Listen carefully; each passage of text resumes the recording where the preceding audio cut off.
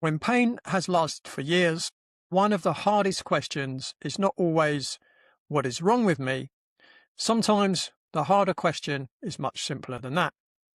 It is, where do I even start? Because by the time pain has been around for months or years, most people have already tried a lot. They've probably tried stretching. They may have strengthened. They may have rested. They may have pushed through. They may have stopped pushing through. They may have changed chairs, changed pillows, changed mattresses, tried exercises, had treatment, taken medication, had scans, read articles, watched videos, listened to advice from friends, family, practitioners, and strangers on the internet. So in this episode, I want to talk about where to start when the pain has lasted for years. Not with a magic fix, not with one exercise that everyone should do, not with a promise that one method will solve everything, but a clearer way of thinking.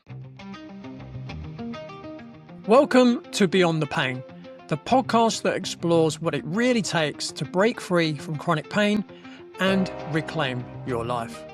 I'm your host, Leigh Brandon, and someone who's spent over 2 decades helping people get to the root cause of pain that no one else could explain. Whether you're dealing with long-term back issues, joint pain, nerve discomfort, or mysterious symptoms that just won't go away, this show is here to help you go deeper. Because beyond the pain, there's clarity, strength, and power waiting for you. Each week, we'll uncover the physical, emotional, biochemical, and energetic causes of pain and how to transform them. Let's dive deep into this week's episode. When pain has lasted for years, one of the hardest questions is not always, what is wrong with me? Sometimes the harder question is much simpler than that. It is, where do I even start? Because by the time pain has been around for months or years, most people have already tried a lot. They've probably tried stretching. They may have strengthened. They may have rested. They may have pushed through. They may have stopped pushing through. They may have changed chairs, changed pillows, changed mattresses, tried exercises, had treatment, taken medication, had scans, read articles, watched videos, listened to advice from friends, family, practitioners, and strangers on the internet. And the difficult thing is that so much of that advice can sound convincing. One person says, you need to strengthen your core. Someone else says, no, your nervous system is sensitized. Someone else says it's inflammation. Someone else says it's trauma. Someone else says it's your posture. Someone else says it's your gut. Someone else says you just need to move more. And someone else says you need to rest. And before long, instead of feeling clearer, the person feels more confused. So in this episode, I want to talk about where to start when the pain has lasted for years. Not with a magic fix, not with one exercise that everyone should do, not with a promise that one method will solve everything, but a clearer way of thinking. Because when pain has lasted a long time, clarity matters. In fact, for many people, clarity is one of the first things they need because the pain experience can become chaotic. The symptoms may change. The advice may conflict. The person may not know what to trust anymore. They may not trust their body. They may not trust movement. They may not trust practitioners. They may not even trust their own judgment because they've tried so many things and still ended up in the same place. So this episode is really about taking a breath, stepping back and asking, what is the next sensible step? This is the 3rd episode in the book launch mini-series for Beyond the Pain. In the first episode, I spoke about why I wrote the book. In the second episode, I looked at some of the biggest myths that keep people stuck in pain. Today, I want to make the conversation much more practical. Because if you're listening to this and you've had pain for years, you may not need another theory. You may not need another complicated explanation. You may not need another person telling you that you have failed, or that you are not doing enough, or that you simply have not found the right stretch, treatment, supplement, or mindset technique just yet.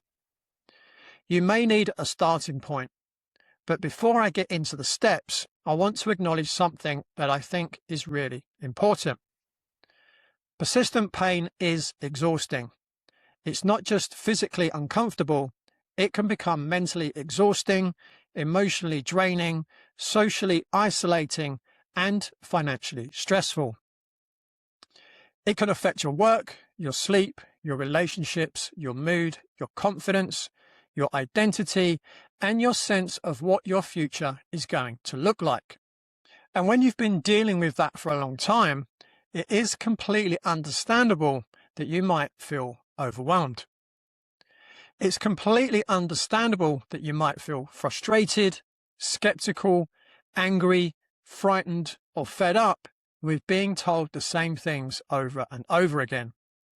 So the first step is to not do everything at once. In fact, for many people, that is part of the problem.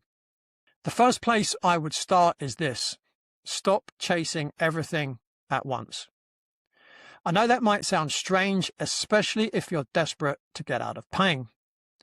When you're hurting, and especially when you've been hurting for a long time, you naturally want the answer now. You want the thing that will finally make sense of it. You want the thing that will stop the pain, restore your confidence, and give you your life back. And that's completely understandable. But one of the biggest traps I see people fall into is what I would call scattered recovery. They are trying lots of things, but there is no map. There is no structure. There is no way of knowing what is helping, what is not helping, what is too much, what is too little, what is relevant, and what is just another distraction. Someone hears that stretching helps, so they stretch. Then they hear stretching can make things worse and strengthening is better, so they start strengthening. Then they hear inflammation is the issue, so they change their diet. Then they hear trauma is the issue, so they start looking into emotional work. Then they hear it's all about the nervous system, so they start doing breathing exercises.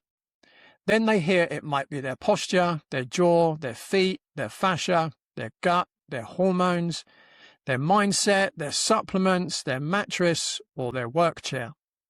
And before long, they have 10 different explanations and 20 different things they are trying to do. That can become exhausting in itself. It can also create more stress because now recovery starts to feel like another full-time job. The person wakes up feeling behind because they have not done their exercises, their breathing, their meditation, their meal prep, their mobility routine, their journaling, their supplements, their walking, their nervous system work, and everything else they've been told they should be doing. And then, when the pain is still there, they feel like they are failing again. But often, the issue is not that they are failing. The issue is that they're trying to solve a complex problem without a clear map. So before rushing into the next solution, I would encourage people to get orientated. Slow down the process enough to ask, what do we actually know? When did the pain begin? What was happening in my life at that time? Was there an injury? Was there an illness? Was there a stressful period? Was there a change in training, work, sleep, diet, relationship, emotional load, or general life pressure? What makes the pain better? What makes it worse? What have you already tried? What helped temporarily? What made no difference? what made things worse, what has never really been investigated, what patterns keep repeating. This is not about overthinking, it's about creating clarity. Because a confused nervous system does not need more chaos. It needs clarity. And that clarity does not need you to be perfect. You do not need to understand every possible mechanism before taking action. But you do need enough orientation to stop jumping from one thing to another in desperation. So the first practical thing I would suggest is simple. Take a piece of paper or open a note on your phone and start writing down the basic facts of your pain story. What hurts? When did it start? What was happening around that time? What have you tried? What helped? What did not help? What keeps happening again and again? This first step is not glamorous. It's not a breakthrough treatment, but it can be incredibly helpful because it begins to move you from panic to pattern recognition. And once you start seeing patterns, you can begin making better decisions. The second step is to build your pain timeline. This is something I think is incredibly useful because most people think about pain from the moment it started hurting. They might say, my back pain started in March, or my knee pain began after that run, or my neck pain started when I woke up one morning. And sometimes that is where the obvious symptom began, but it may not be where the story began. Often the story starts earlier. There may have been an old injury. There may have been a period of high stress. There may have been a bereavement, a divorce, job change, financial pressure, illness, infection, digestive issue, emotional trauma, or a long period of poor sleep. Maybe training load changed. Maybe diet changed. Maybe work became more sedentary. Maybe there was a long period of sitting, traveling, caregiving, or overworking.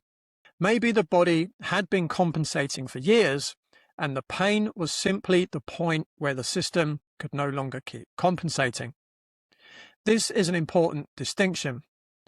Pain may not be the start of the story. Pain may be the point where the body finally says, I cannot keep adapting to this.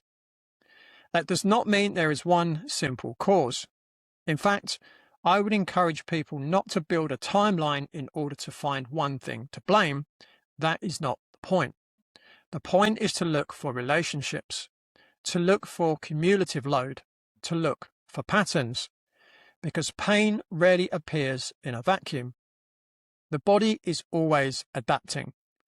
It's adapting to movement, posture, load, stress, sleep, nutrition, hydration, emotional state, inflammation, environment, beliefs, and recovery. Most of the time, the body does this quietly in the background. It compensates, it adjusts, it finds a way. But if the load keeps increasing and the recovery keeps decreasing, eventually the system may reach a threshold. And when that threshold is crossed, symptoms may appear. So I would encourage people to look at pain historically, not just locally. Do not only ask, where does it hurt? Ask, what was happening in my life before and around this time began? You can make this very simple. Create a timeline with a few columns, or you can do it in rows. One column for the time period, one for physical events such as injuries, surgeries, training changes, work posture, accidents, or repetitive strain. One for stress or emotional events such as grief, conflict, pressure, trauma, relationship changes, or work stress. One for health factors such as digestion, sleep, infections, fatigue, hormones, medications, or energy levels. And one for pain changes. Then just start filling it in. You might begin to notice that your pain worsened after a long period of stress, or after sleep deteriorated, or after your training changed, or after you stopped moving because life became busy, or after digestive symptoms increased, or after an emotionally difficult time, or after several things stacked on top of each other. That is the key word, stacked. Very often, persistent pain is not caused by one thing. It's the result of several loads stacking over time. Mechanical load, emotional load, chemical load, nutritional load, inflammatory load, nervous system load, life load. And when you see that, it can help you stop looking for one magic answer and start asking a better question. What loads can I reduce and what capacity can I rebuild? This is where the timeline becomes useful. It's not just a history exercise. It can guide your next steps. If your timeline shows that pain repeatedly flares after poor sleep, sleep may need to become a priority. If it flares after certain foods or digestive symptoms, nutrition and gut health may need attention. If it flares after stress, conflict, or emotional pressure, then nervous system regulation or emotional work may be part of the picture. If it flares after certain movements or training loads, then movement quality, strength, stability, or dosage may need to be addressed. So the timeline is not about blame, it's about insight. And insight gives you options. The third step is to rebuild the foundations. Now, I know this may not sound exciting. When someone's been in pain for years, they often want the advanced answer. They want the special technique, the unusual supplement, the complex protocol, the clever exercise, the breakthrough treatment, the thing they have not yet tried. And sometimes advanced tools can be useful. I'm not against them. There are times where more specialized assessment, treatment, or testing can be very helpful. But if the foundations are poor, the body is trying to heal on unstable ground. This is where many people skip over the obvious because it seems too basic. But the basics are not small things. Sleep is not a small thing. Hydration is not a small thing. Blood sugar stability is not a small thing. Protein intake is not a small thing. Digestion is not a small thing. Breathing is not a small thing. Daily rhythm is not a small thing. Sunlight, movement, stress recovery, and emotional load are not small things. These things influence the nervous system, immune system, endocrine system, tissue repair, inflammation, energy production, mood, resilience, and pain sensitivity. So when someone asks, where do I start? One answer is, start by making the body easier to heal. That means improving the internal environment. Now, that does not mean you have to become perfect. This is not about turning recovery into another pressure. It's not about saying you must sleep perfectly, eat perfectly, move perfectly, and regulate your nervous system perfectly before you deserve to feel better. That would be completely unrealistic and unhelpful.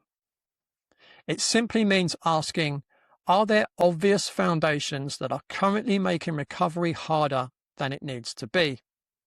For example, are you sleeping enough? And if you are in bed for enough hours, is your sleep restorative? Are you waking up feeling refreshed, or are you dragging yourself through the day? Are you eating enough quality protein to support repair and blood sugar stability? Are you going long periods without food and then crashing? Are you eating in a way that calms inflammation, or are you constantly adding fuel to the inflammatory fire? Are you hydrated? Are you getting morning light? Are you breathing well, or are you living in a shallow upper chest breathing pattern all day? Are you moving regularly, even gently? Are you recovering from stress or just accumulating it? These questions might sound simple, but they can be profound. Because if someone is sleeping badly, eating poorly, dehydrated, stressed, inflamed, undernourished, breathing poorly, and never recovering, then it should not surprise us if their nervous system is more sensitive and their tissues do not adapt well. That does not mean those things are the only cause of pain. It means they form part of the environment in which the pain is happening. The body does not heal in a vacuum. It heals or struggles to heal within the conditions we give it. So one practical thing I would suggest is to score yourself from 1 to 10 in a few key areas: sleep quality, energy levels, digestion, hydration, blood sugar stability, daily movement, stress recovery, breathing quality, emotional load, and food quality. You do not need to fix them all at once. In fact, I would suggest you do not try to fix them all at once. Just look for the biggest gap. Where are you currently giving your body the least support? Where would one small improvement make the biggest difference? For one person, that might be getting to bed half an hour earlier. For another, it might be eating breakfast with enough protein. For another, it might be drinking more water. For someone else, it might be walking every day. For another, it might be reducing ultra-processed foods. For another, it might be taking 5 minutes to breathe properly before bed. Small things are not always small if they're repeated consistently. And this is important because people with chronic pain often feel they need a dramatic breakthrough. But sometimes the system begins to change when enough small supportive inputs are repeated often enough. So before looking for the most advanced solution, ask whether your body has the basic conditions it needs to heal. The fourth step is to calm the threat load. This connects closely with one of the central ideas that we've already spoken about in the previous episodes, and that is that pain is protective. Pain is not always a simple measure of damage. It's the nervous system's way of saying, I think protection is needed. So if pain is protective, then we have to ask, what might the body be protecting against? And this is where we need to broaden the word threat. Threat does not only mean physical danger. It does not only mean an injury, a damaged tissue, or a movement that might hurt. Threat can come from many directions. Threat can be mechanical load. It can be inflammation. It can be poor sleep. It can be unstable blood sugar. It can be emotional stress. It can be unresolved trauma. It can be the fear of movement.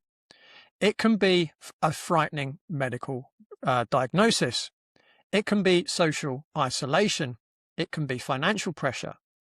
It can be feeling unsupported. It can be living in a constant state of urgency. And when those threats stack up, the nervous system may become more protective. So calming pain is not always only about calming a tissue. Sometimes it's about calming the whole system. That might mean slowing down your breathing. It might mean improving sleep. It might mean reducing inflammatory foods. It might mean changing the way you speak to yourself. It might mean getting support. It might mean learning that a movement is safe again. It might mean emotional release work. It might mean creating more rhythm and predictability in daily life. It might mean reducing unnecessary inputs that keep the system feeling overwhelmed. Now, I want to be clear here. Calming threat load does not mean wrapping yourself up in cotton wool. It does not mean avoiding life. It does not mean becoming fragile. In fact, the goal is the opposite. The aim is to reduce unnecessary threat so you can rebuild capacity. This distinction matters. If someone hears calm the nervous system, they may think it means they must only rest, meditate, and avoid anything challenging. But that's not what I mean. A resilient nervous system is not one that avoids all stress. It's one that can respond to stress and then recover. So we're not trying to remove every challenge from life.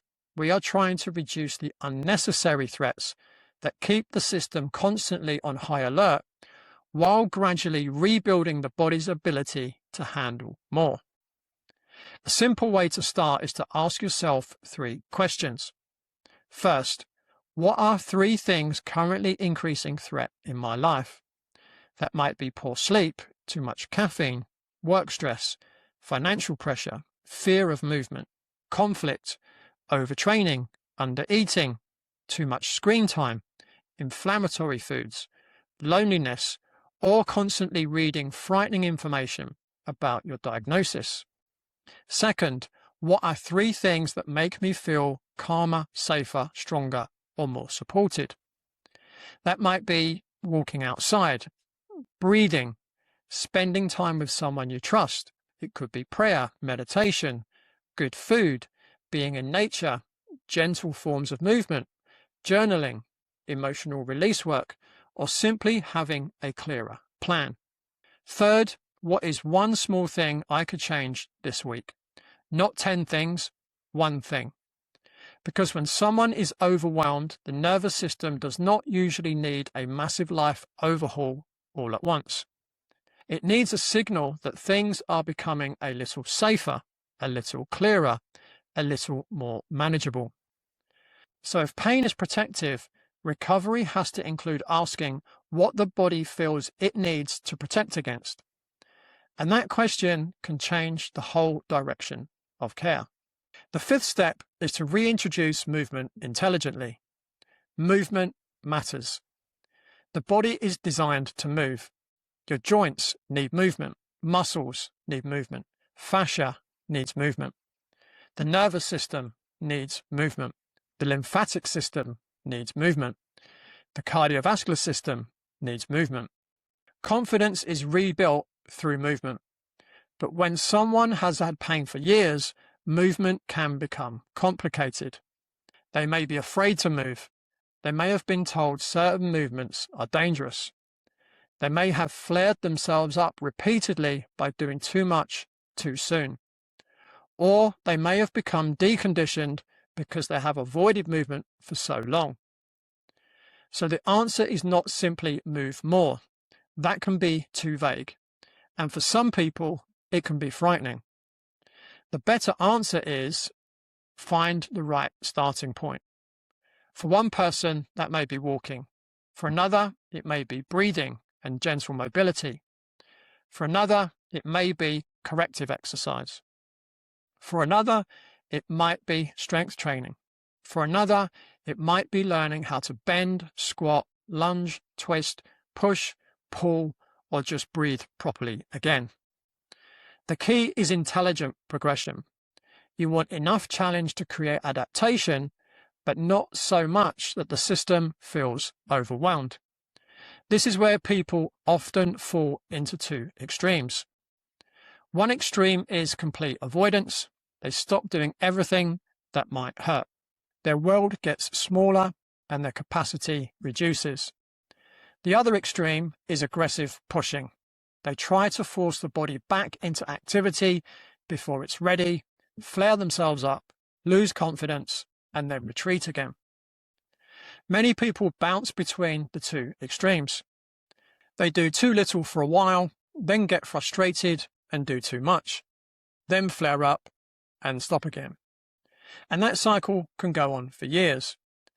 So the question becomes, what is the middle path? The middle path is to respect symptoms without being ruled by fear. It's to start with what the person can do. It's to prioritize quality before intensity. It's to build gradually. It's to track the response over the next 24 to 48 hours.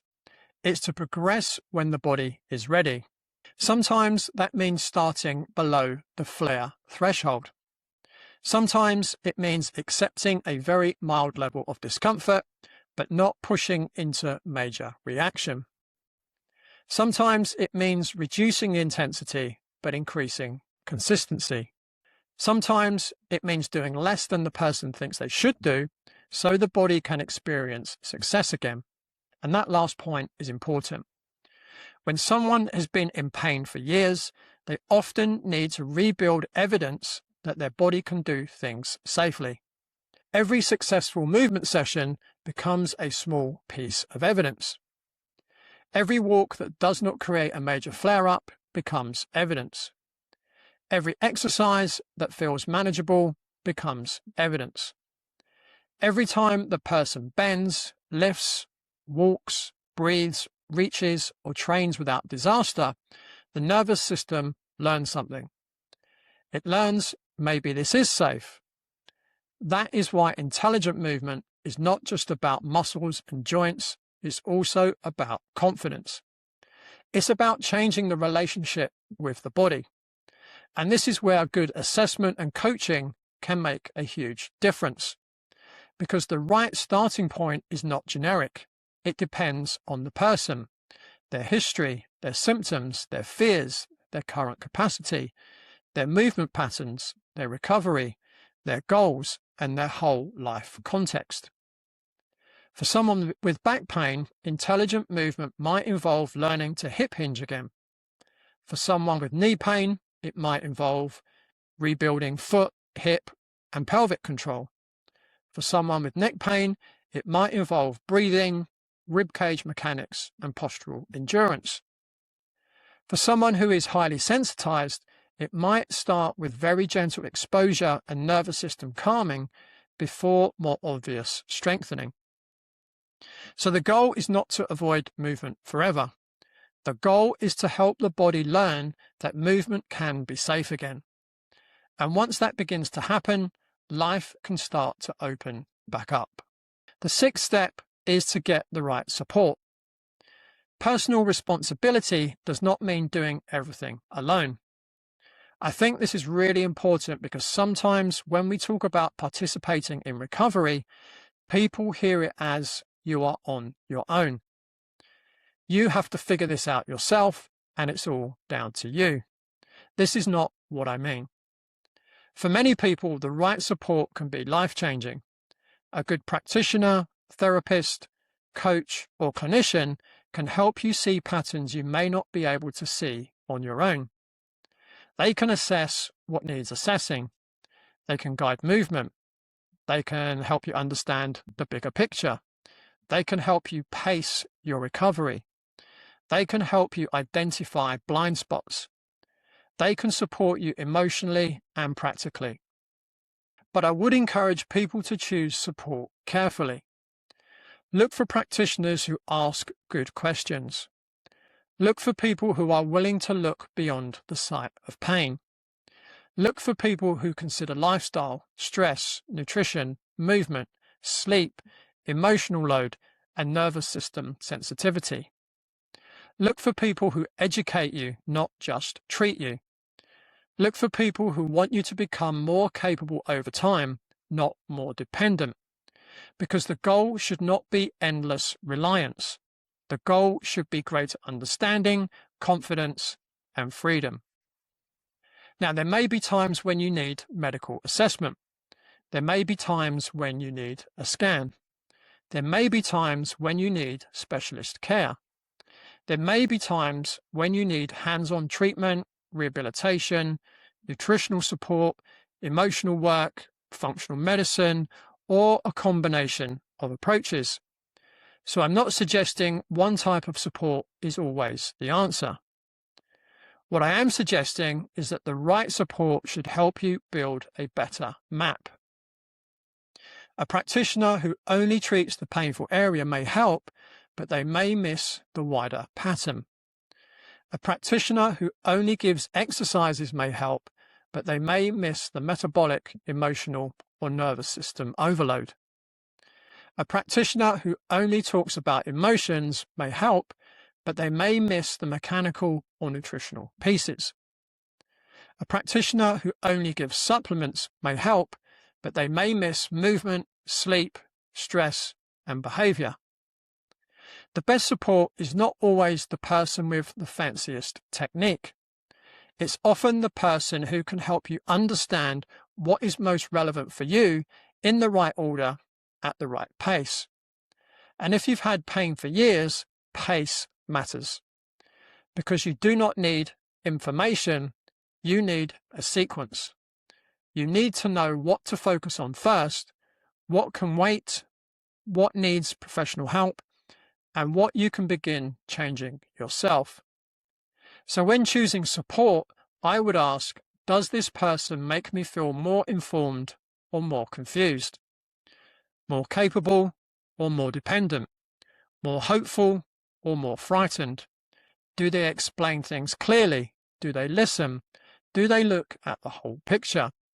Do they help me understand my role in recovery without blaming me?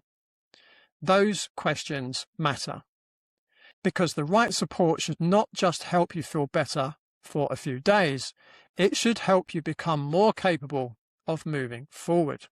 So where do you start when pain has lasted for years?